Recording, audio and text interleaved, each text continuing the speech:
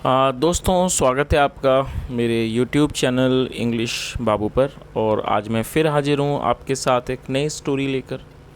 और दोस्तों, आज जो स्टोरी मैं आपके लिए लेकर आया हूँ ये एक शॉर्ट मॉरल स्टोरी है। बहुत ही अच्छी कहानी है, सुनकर आपको बहुत मज़ा आएगा। उसके अलावा इस स्टोरी में आपको कुछ नए इंग्लिश के वर्ड मीनिंग सीखने को मिलेंगे, उनकी करेक्ट प्रोनाउंसिएशन के बारे में पता चलेगा। और हमेशा की तरह जो इसका ग्रामर का पार्ट है उसे बिल्कुल डिटेल में कवर करेंगे, तो एक एक स्ट्रक्चर को आप बहुत आसानी से सीख पाएंगे। तो चलिए दोस्तों, आज की इस कहानी को हम शुरू करते हैं। और सबसे पहले कहानी का टाइटल देखते हैं। कहानी का टाइटल है who will bell the cat. क्या मतलब हुआ दोस्तों? हु एक रिलेटिव प्रोनाउन है जिसका मतलब होता है कौन। जब हम किसी का रेफरेंस देते हैं तो हु का प्रयोग किया जाता है। और बेल द कैट का मतलब होता है बिल्ली के गले में घंटी बांधना। Who will bell the cat मतलब कि बिल्ली को घंटी कौन बांधेगा। तो दोस्तों, ये आज की इस कहानी का टाइटल है, शीर्षक है। और अब मैं इसे पढ़ना शुरू करता हूँ। आपसे रिक्वेस्ट है आप इस कहानी को बिल्कुल ध्यान से सुने। और यदि आज की स्टोरी में आपको कोई नया वर्ड या फिर नया स्ट्रक्चर देखने को मिले तो आप उसे नोट भी ज़रूर करें। तो चलिए इसको शुरू करते हैं। There was a big house in which lived mice in a great number। क्या मतलब हुआ दोस्तों? ये जो हमारा वाक्य है there was a big house, ये हमारा सिंपल पास्ट का वाक्य है। सिंपल पास्ट का मतलब होता है जब हम वॉज या वर का प्रयोग करते हैं और साथ में कोई भी नाउन या फिर एडजेक्टिव को लेकर वाक्य बनाते हैं, तो इस तरह का जो वाक्य है सिंपल पास्ट का वाक्य कहलाता है। और जो अगला वाक्य है वो पास्ट इंडेफिनिट का है, जहाँ सेकंड फॉर्म का प्रयोग किया जाता है। लिव मतलब रहना, और ये सेकंड फॉर्म में लिव्ड। तो इस लाइन का क्या अर्थ हुआ? There was a big house मतलब एक बहुत बड़ा घर था। इन विच जिसमें, lived mice in a great number मतलब जिसमें जो चूहे थे वो बड़ी मात्रा में रहते थे। There was also a big fat cat living in the same house. क्या मतलब हुआ? There was also a big fat cat living in the same house मतलब उस घर में, वहाँ पर एक बड़ी मोटी बिल्ली भी उसी घर में रहती थी। Living in the same house. But the cat did not become fat just like that. It had mice in abundance for its meals. क्या मतलब हुआ दोस्तों? ये जो वर्ड है एबुडेंस, आप इस वर्ड को नोट कर सकते हैं, जिसका मतलब होता है प्रचुर मात्रा। But the cat did not become fat just like that, लेकिन जो बिल्ली थी वो सिर्फ ऐसे ही मोटी नहीं हुई थी। It had mice in abundance for its meals. क्या मतलब हुआ? इट हैड माइस मतलब उसने कई चूहों को खाया था। इन एबुडेंस बड़ी प्रचुर मात्रा में। फॉर इट्स मील मतलब अपने भोजन के रूप में। चलिए आगे देखिए।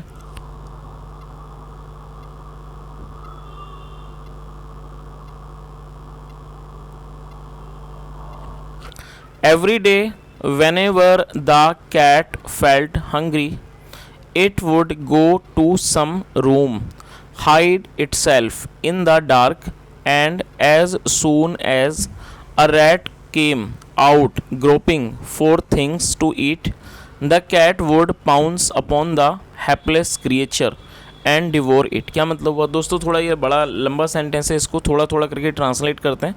एवरी डे मतलब कि हर रोज़, वेन एवर जब भी, द कैट फेल्ट हंग्री मतलब जब भी, हर रोज़ जब भी बिल्ली को भूख लगती, फील हंग्री की सेकंड फॉर्म में भूख लगती, it would go to some room. It would go to some room वो किसी कमरे में चली जाती। और दोस्तों, यहाँ बिल्ली के लिए इट का प्रयोग किया गया है, जो कि एक प्रोनाउन है। और प्रोनाउन का मतलब होता है ऐसा शब्द जो किसी सब्जेक्ट के स्थान पर, नाउन के स्थान पर प्रयोग किए जाने वाले शब्द को प्रोनाउन कहा जाता है। और इट का यहाँ प्रयोग किया गया बिल्ली के लिए। तो क्या मतलब हुआ? It would go to some room मतलब वो किसी कमरे में चली जाती। हाइड इटसेल्फ खुद को छुपा लेती, इन द डार्क अंधेरे में। एंड और एज सून एज और जैसे ही, अ रैट कोई चूहा, केम आउट ग्रोपिंग, ग्रोप का मतलब था टटोलना मतलब कि कोई भी जैसे ही चूहा कोई टटोलता हुआ आता, फॉर थिंग्स चीज़ों के लिए, टू ईट खाने के लिए, the cat would pounce upon the helpless creature. और वो जो बिल्ली थी वो पाउंस मतलब कि पाउंस का मतलब होता है किसी पर अचानक धावा बोल देना, हमला कर देना। तो वो उस पर धावा बोल देती अपॉन द हेल्पलेस क्रिएचर, मतलब उन बेचारे जो जीव थे उस पर वो हमला बोल देती उस हेल्पलेस क्रिएचर पर, उस जीव पर, एंड डिवोर इट, और उसको खा जाती। चलिए आगे देखिए।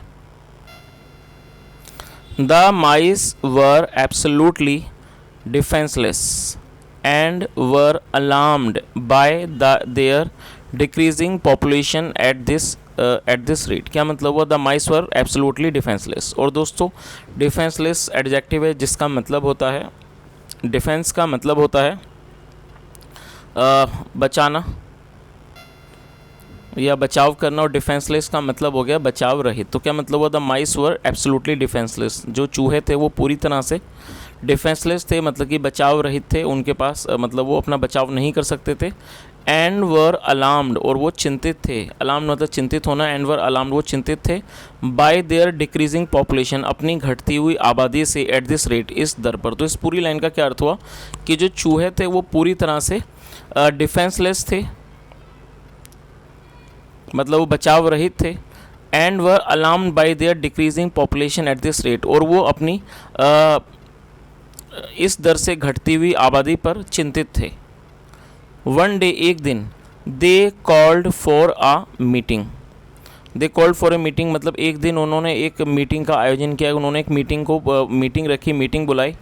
इन order to find some way, मतलब किस लिए? इन ऑर्डर टू मतलब के वास्ते, in order to find some way कोई रास्ता तलाशने के वास्ते, टू कॉम्बैट झगड़ा करने के लिए, मतलब कि निपटने के लिए, the formidable situation.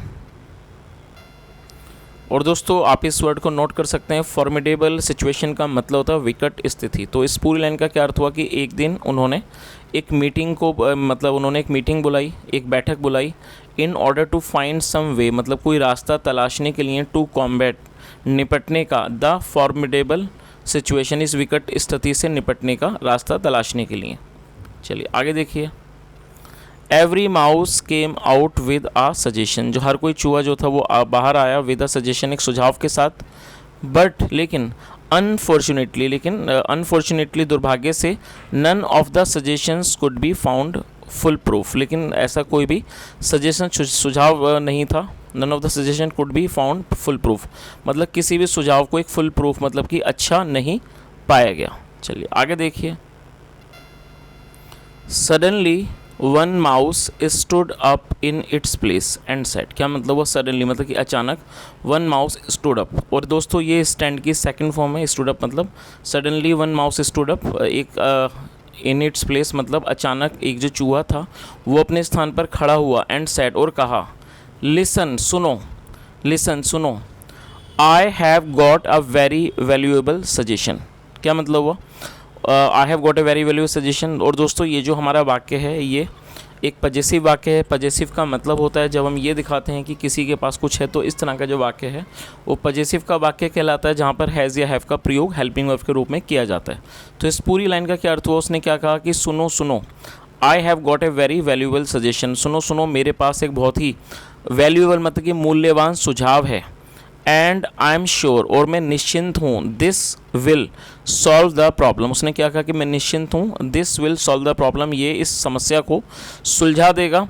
Once and for ever, once for ever मतलब कि हमेशा के लिए, वंस एंड फॉर एवर का मतलब हमेशा के लिए। तो उसने क्या कहा कि सुनो मेरे पास एक बहुत ही मूल्यवान सुझाव है और मैं इस बात से निश्चिंत हूँ कि ये जो है वो समस्या को, this will solve the problem once and for ever, और ये जो सुझाव है वो इस समस्या को हमेशा के लिए सुलझा देगा।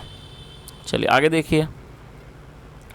All that we have to do is to arrange a bell. उसने क्या कहा कि all that we have to do, बस हमें क्या करना है, is to arrange a bell, एक घंटी का प्रबंध करना है, एंड ए स्ट्रिंग और एक डोरी का, and tie it round the नेक, और इसको बांध देना है। कहाँ? टाई मतलब बांधना, एंड टाई तो उसे बांधना है round the neck of the rest cat, उस मक्कार, रेस्ट मतलब मक्कार। तो उसने क्या कहा कि हमें सिर्फ क्या करना है, हमें एक बैल का मतलब घंटी का और एक डोरी का इंतजाम करना है, and tie it round the neck of the rest cat, और इसे बांध देना है उस मक्कार बिल्ली के गले पर, गर्दन पर। चलिए आगे देखिए। The advantage will be that, और जो फ़ायदा होगा वो होगा दैट कि the bell would start jingling, ये जो बेल है, घंटी है, वुड स्टार्ट जिंगलिंग, वो बजने लगेगी with the movement of the body of the cat, मतलब उस बॉडी जो बिल्ली के जो शरीर की जो मूवमेंट होगी, उसका जो हिलना डुलना होगा, उससे वो जो घंटी है वो बजने लग जाएगी उसकी गतिविधियों से। And that would become a warning signal, और वो एक वार्निंग सिग्नल बन जाएगा, मतलब एक चेतावनी का एक सिग्नल बन जाएगा। And put us on alert, और वो हमें सतर्क कर देगा, put us on our alert, और वो हमें सतर्क कर देगा, सतर्क कर देगा। चलिए आगे देखिए।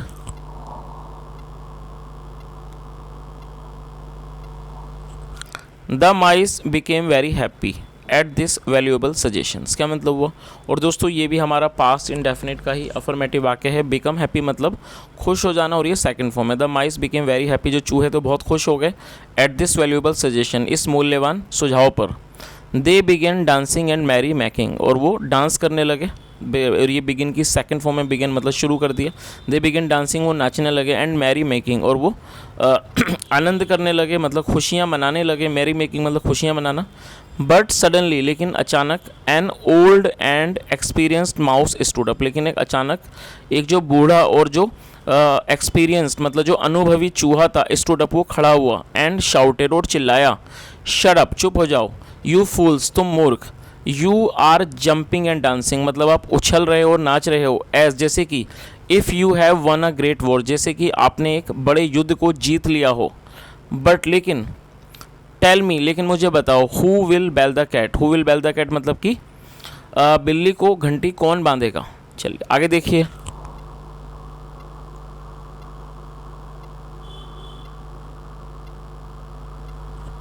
There was none to answer this big question, क्या मतलब हुआ? There was none to answer this big question मतलब कि वहाँ इस बड़े सवाल को का जवाब देने वाला कोई भी नहीं था। The mice were crest fallen, क्या मतलब हुआ? और दोस्तों आप इस वर्ड को नोट कर सकते हैं, ये एडजेक्टिव है जिसका मतलब होता है खिन्न हो जाना, हताश या फिर उदास। तो क्या मतलब हुआ? The mice were crest fallen, जो माइस थे, चूहे थे, वो हताश थे, मतलब कि निराश या कह सकते हैं उदास थे। सडनली अचानक, दे सॉ उन्होंने देखा, द बिग फैट कैट उन्होंने अचानक एक मोटी बिल्ली को देखा। They saw the big fat cat उन्होंने मोटी बिल्ली को देखा, बड़ी बिल्ली को देखा। एडवांसिंग बढ़ते हुए, टूवर्ड्स दैम उनकी तरफ। And they beat a hasty retreat, and they beat a hasty retreat, retreat मतलब पीछे हट जाना, और वो जल्दबाजी में पीछे हट गए। चलिए दोस्तों अब इस कहानी का जो मॉरल है वो भी एक बार देख लेते हैं, क्या मॉरल है। Plans are useless unless they can be carried out, क्या मतलब हुआ? प्लान का मतलब योजना, और ये प्लूरल नाउन है। प्लान्स आर यूजलेस मतलब जो योजनाएं हैं, आर यूजलेस वो यूजलेस होती हैं मतलब किसी भी काम की नहीं होती हैं, अनलेस जब तक, दे कैन बी कैरिड आउट जब तक उनको ना किया जा सके। तो इसका क्या अर्थ हुआ कि जब तक योजनाओं को अमल ना किया जा सके, जब तक वो योजनाएं बेकार ही होती हैं।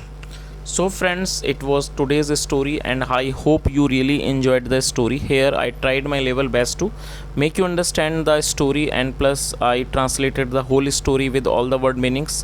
If you really enjoyed and if you really want to appreciate my work, then do like this video and press and subscribe the channel, press the bell icon so that you can keep getting the notifications of the new videos. Thank you so much for listening. Have a nice day and bye.